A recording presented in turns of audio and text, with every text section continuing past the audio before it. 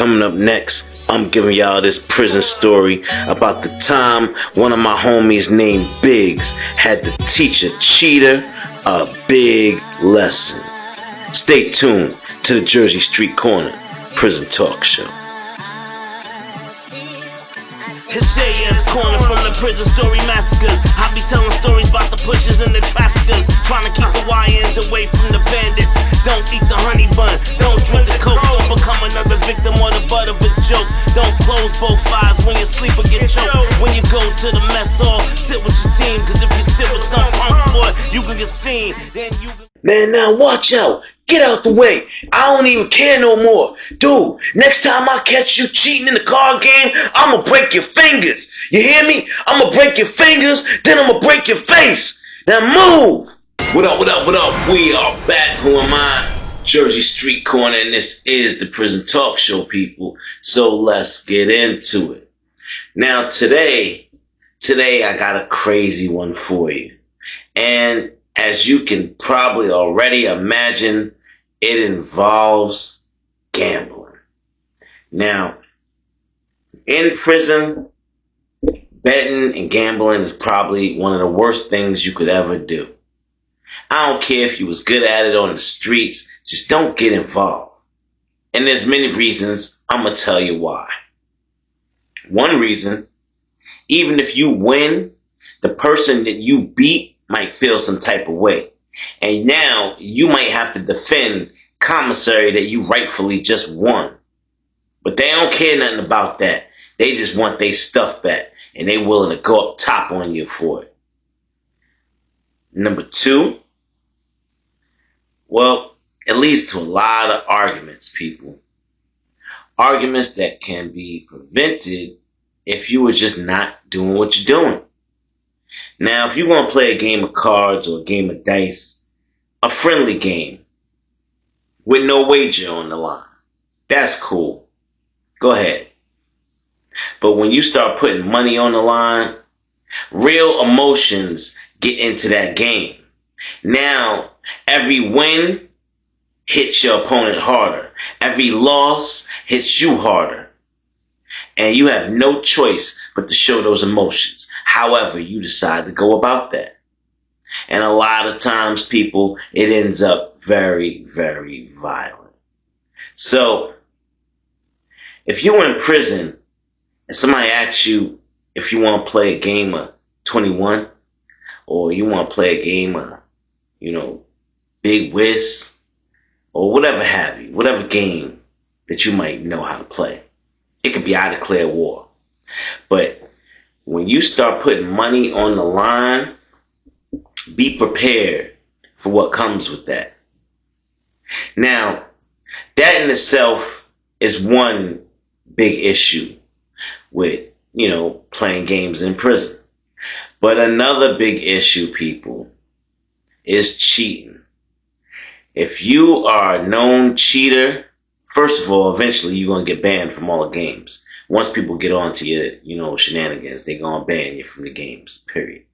But until they find out, you go around different tables, cheating here, cheating there, you get away with this, you get away with that. But when one person finds you, it's game on. You won't be able to live in that pod anymore.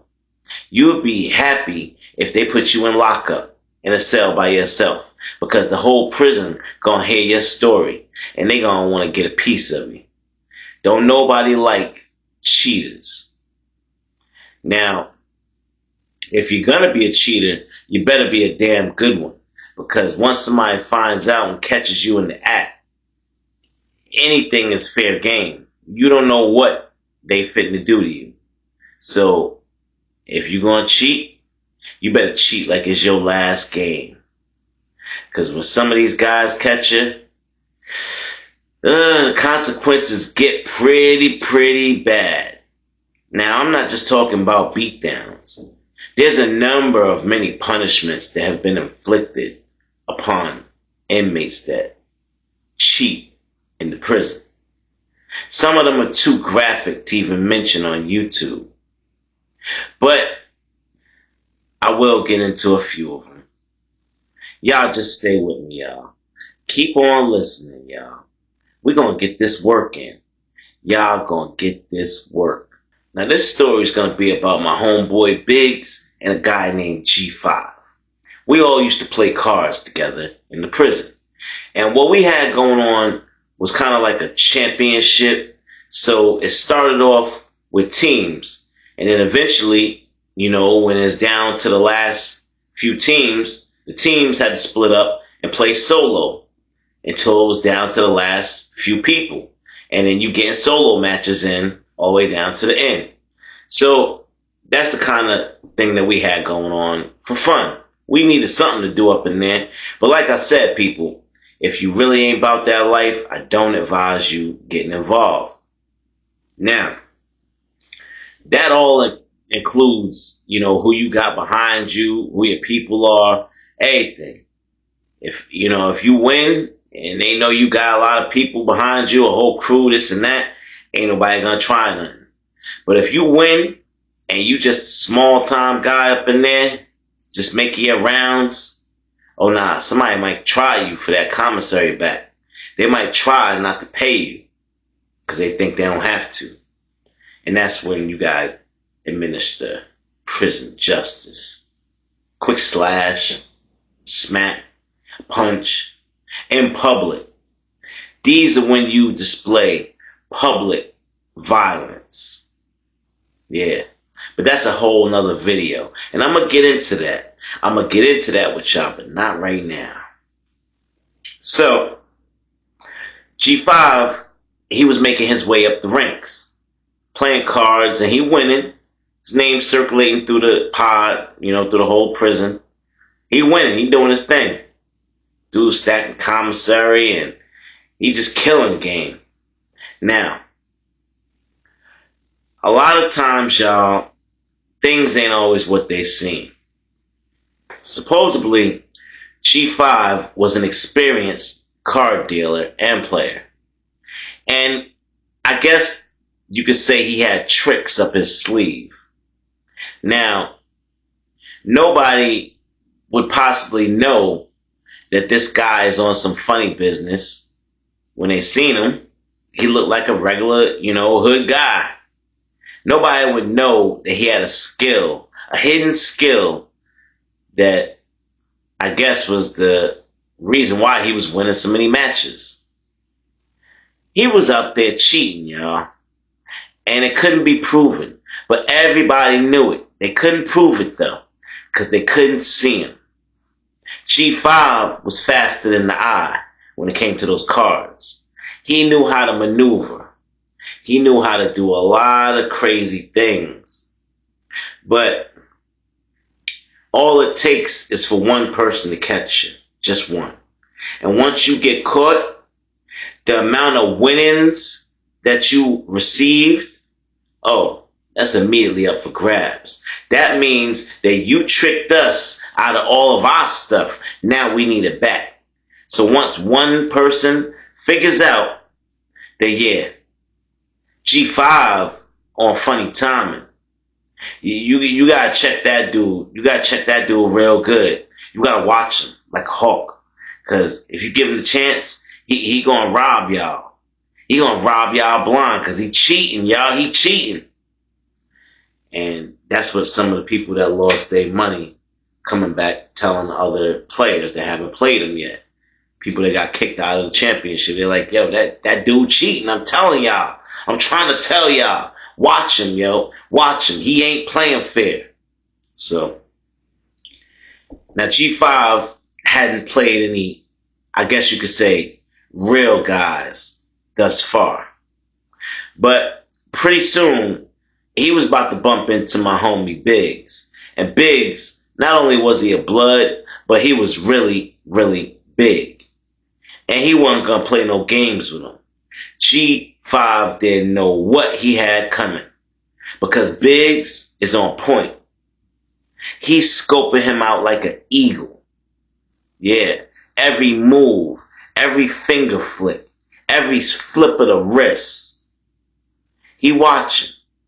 And he gonna make sure G5 don't cheat in this game. Cause if he do, oh yeah. Oh yeah, he gonna feel it. Now in the finals, you gotta play each opponent the 3 rounds each before you move on. So finals meaning it's down to like say 4 players, and you gotta play each opponent 3 times. Best out of 3 wins until it's down to the last 2 people. So at this point, y'all, Biggs, he's playing his first round against G5. Now, they playing, and they not playing long at all. G5, he take 1 hit. Boom. Look at his cards. Now, Biggs, he take a hit, then he take another hit. And you're like, man, still not close. G5, right away, he said 21. What? Hold on, man. You only took 1 hit. Come on, man. Nah, ain't no way. Put his cards down. He had an ace. And he had a jack. And he had another ace. Yep. 21. Now, that was an instant win. He won all the commissary right there from that first round. But that's not the end. That's not the end. Now Biggs moves on to the next opponent. He's got 1 scratch against him, at least with G5. So now all G5 has to do is beat Biggs 2 more times to advance. And Biggs will probably be knocked out if he loses 3 rounds to the same opponent. And it goes on and on. It's a complicated situation, but it's fun to watch. Now, G5, of course, he's cheating the whole time. And he's beating everybody. First round, G5 beat all of them in their first round. Now, they all sitting there dumbfounded, like, ain't no way, man. Ain't no way that dude that good. He got 21 on his first go. Like, his first hit. It's like whatever he pull out, and that's it. 21. Not even 18 or 19. Dude getting 21 every single time. And now, Biggs, he telling me something ain't right, man. That dude cheating. I know he cheating for real, for real. I seen him. He cheat. He counting cards or he doing something crazy, man. He's cheating. I'm telling you. Yo, I'm watching him, yo. Watch. Next game, I'm watching him closer. I'm going to see. So, G5 and Biggs back at it again. They playing their second round. Now, of course, things are not going Biggs' way. So G5 is dominating the game again. Boom. And just like fashion, like old fashioned, he popped another 21 out, y'all. Yeah. 1 hit and 21. Now, I know a lot of y'all probably like, dang, how the hell is he doing that? Is it magic? Well, some would say it's sleight of hand. Now, G5 was slick. He would always wear his jacket to the game. Now, the pod was always a little cool, so nobody questioned it. Nobody thought it was funny that he was wearing his jacket all the time.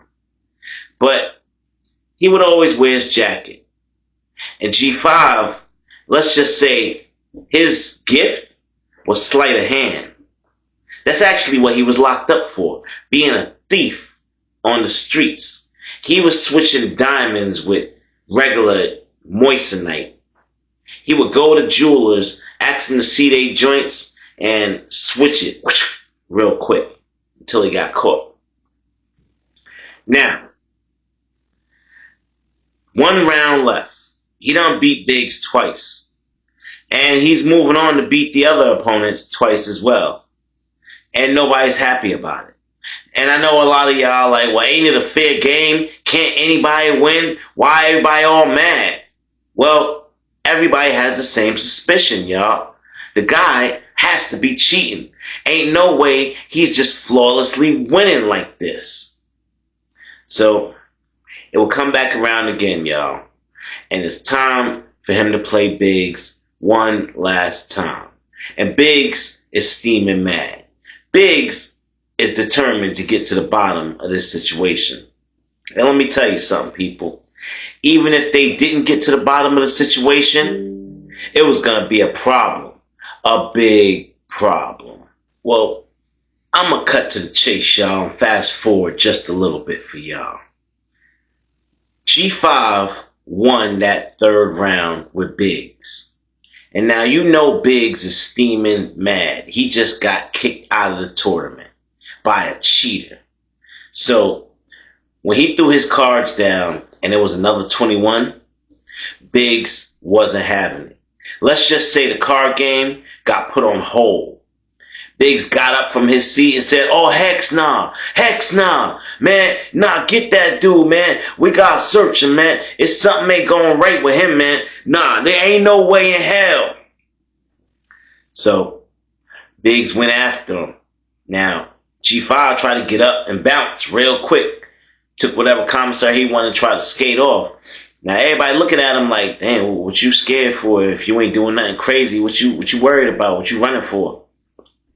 They caught up to him, grabbed him by his collar.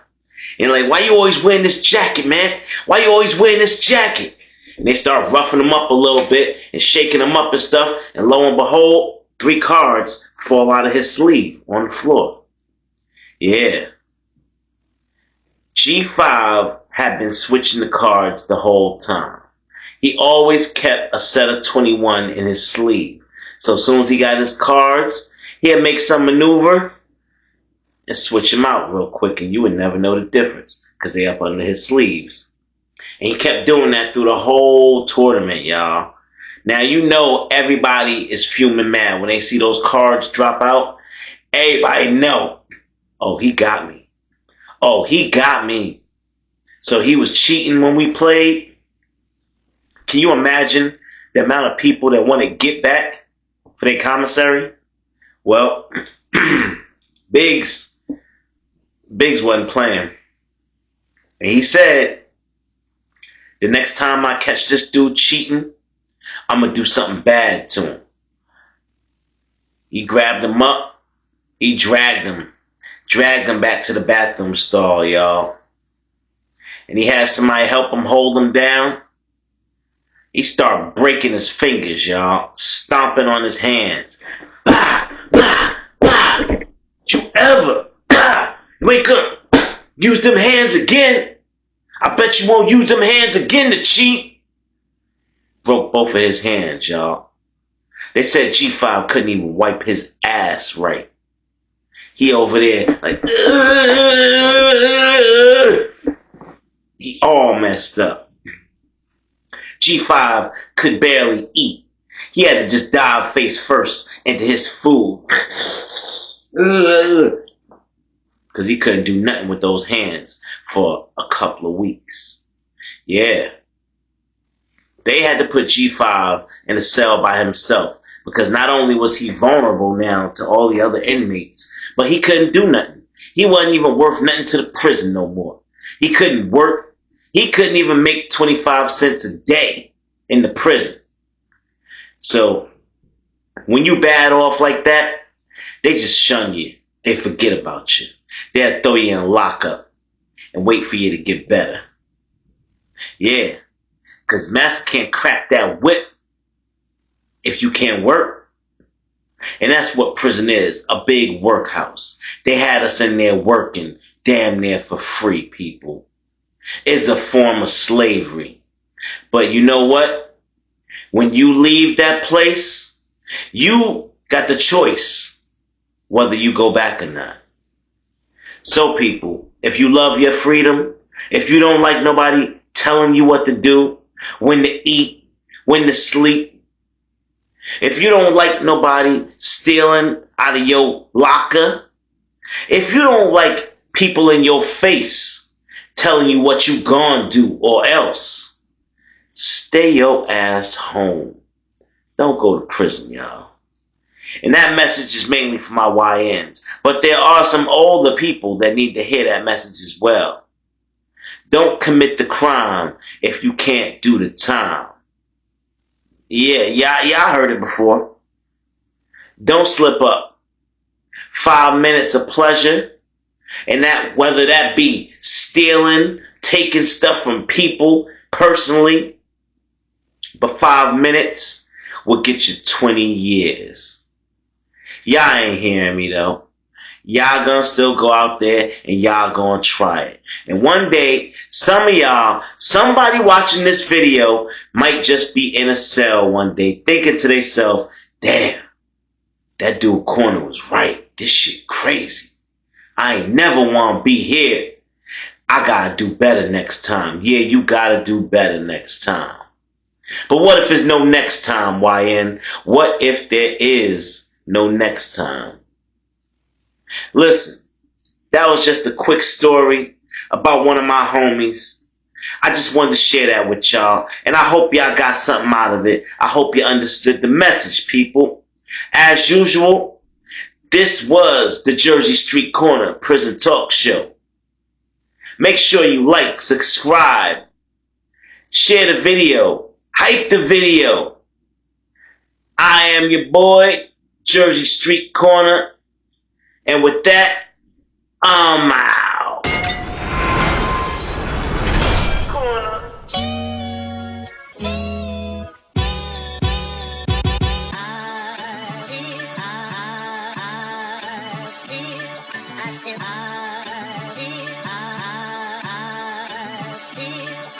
It's JS Corner from the prison story massacres. I be telling stories about the pushers and the traffickers, trying to keep the YNs away from the bandits.